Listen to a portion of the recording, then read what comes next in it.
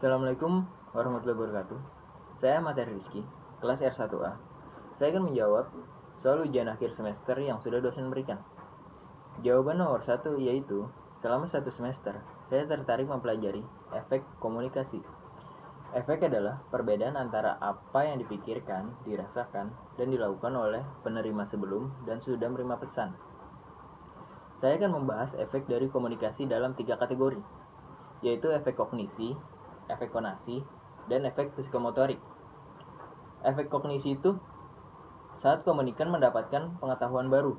Contoh nyatanya kayak ketika sedang proses belajar mengajar, komunikan mendapat pelajaran yang belum dia ketahui dari komunikatornya. Efek konasi adalah komunikan mendapatkan efek emosional dari informasi yang diterimanya. Contoh nyatanya tuh kayak ketika ada teman yang bercerita masalah pribadi kepada saya tuh merasakan kasihan kepadanya. Dan efek psikomotorik adalah saat komunikan menentukan atau melakukan suatu tindakan dari informasi yang diterimanya.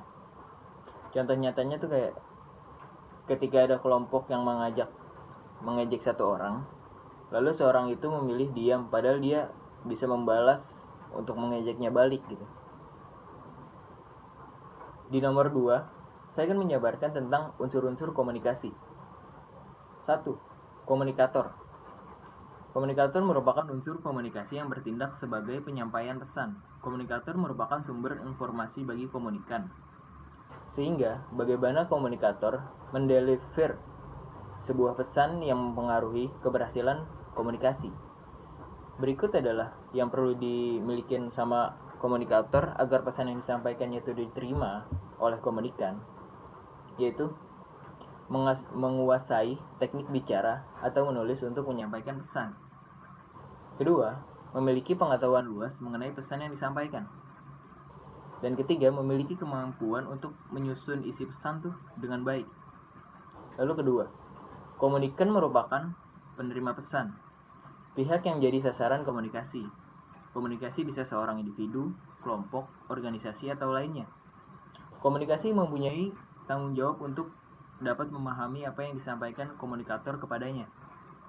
Berikut adalah hal yang harus diperhatikan dari seorang komunikan, yaitu kecakapan komunikasi.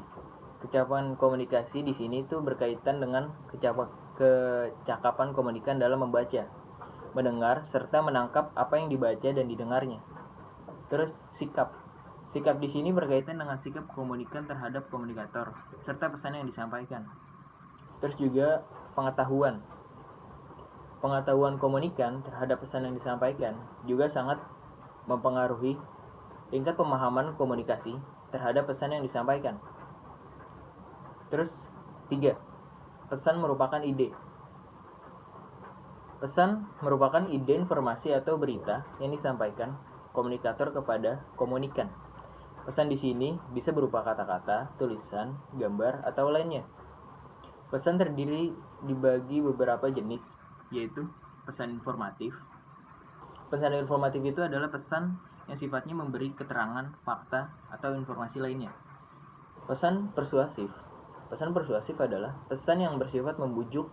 Tujuan pesan ini adalah untuk merubah sikap si komunikan. Dengan pesan jenis ini, komunikan dapat perubahan sikap komunikan didapatkan tanpa adanya paksaan. Terus ada juga pesan koersif. Berkebalikan dengan pesan persuasif, pesan koersif merupakan pesan yang bersifat memaksa. Jadi pesan ini tuh mengandung unsur paksaan seperti kayak pemberian sanksi atau semacamnya. Media. Terus yang keempat, media. Media merupakan sarana atau saluran yang digunakan oleh komunikator untuk menyampaikan sebuah pesan. Pesan yang disampaikan dalam bentuk sebuah gambar dan suara biasanya akan lebih menarik dari pesan yang hanya disampaikan lewat tulisan saja. Pemilihan media atau sarana komunikasi yang digunakan untuk menyampaikan sebuah pesan bergantung pada sifat, jenis, atau bentuk yang pesan akan disampaikan. Media komunikasi dikelompokkan dalam 2 kategori, yaitu media personal. Media personal merupakan media komunikasi yang digunakan oleh 2 orang yang berkomunikasi secara personal atau pribadi. Terus media massa. Media massa merupakan media komunikasi yang digunakan untuk mengkomunikasikan pesan kepada masyarakat luas. Target yang ditujukan tidak spesifik seperti komunikasi person to person. Pesan yang disampaikan melalui media ini biasanya berdampak besar bagi banyak orang, sebab sifatnya yang masif. Efek dalam komunikasi diartikan sebagai pengaruh yang ditimbulkan pada komunikasi setelah pesan disampaikan oleh komunikator, atau secara mudahnya dapat dipahami sebagai suatu pengaruh yang ditimbulkan sehingga adanya perbedaan antara apa yang dipikirkan, dirasakan, dan juga dilakukan oleh komunikan atau penerima pesan setelah mendapatkan pesan yang disampaikan. Oke, saya lanjut ke nomor 3. Di sini saya akan menjelaskan materi tentang hambatan komunikasi. Hambatan komunikasi adalah gangguan, yaitu segala sesuatu yang mengganggu kelancaran komunikasi serta akan menghambat pengiriman dan penerimaan pesan. Hambatan komunikasi itu punya dua objek, yaitu subjektif dan objektif. Hambatan komunikasi objektif itu seperti hambatan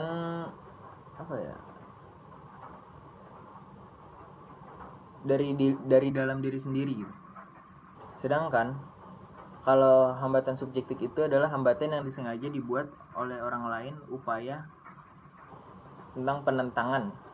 Hambatan komunikasi juga diklasifikasikan menjadi beberapa gangguan seperti gangguan mekanik, yaitu gangguan yang bersifat fisik, gangguan semantik, yaitu gangguan yang cenderung ke kacau penggunaan bahasa, dan gangguan psikomotorik.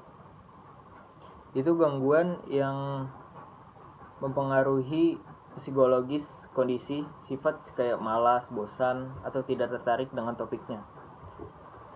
Dan ada juga hambatan internal dan eksternal. Hambatan internal itu berasal dari individu, kondisi fisik, dan psikologis. Contohnya seperti seorang yang mempunyai gangguan pendengaran, maka ia akan mempunyai hambatan. Kalau hambatan eksternal itu berasal dari di luar individu. Di fisik seperti itu kayak suara gaduh dari luar lingkungan, terus menyebabkan tuh kondisi berjalan tidak lancar tuh jadi kacau. Dan seringkali sinyal menjadi hambatan ketika kegiatan mengajar. Suatu komunikator menjadi putus-putus sehingga komunitas tidak bisa dapat informasi pengetahuan dengan baik dan benar. Hambatan tersebut menurut saya masuk ke dalam hambatan objektif karena tidak disengaja dibuat oleh pihak lain tetapi disebabkan oleh keadaan yang tidak menguntungkan. Oke, yang terakhir. Ini adalah hasil karikatur saya yang mengambil tema berita relawan Jokowi Najwa Shihab karena wawancara kursi kosongnya. Pesan yang dapat diambil dari karikatur dengan tema tersebut adalah kurangnya tanggung jawab Pak Terawan untuk menjawab semua pertanyaan masyarakat tentang COVID-19 ini yang sedang dialami kan di Indonesia ini dengan diwakili oleh acara Najwa Shihab. Oke, itu saja. Sekian, terima kasih. Wassalamualaikum warahmatullahi wabarakatuh.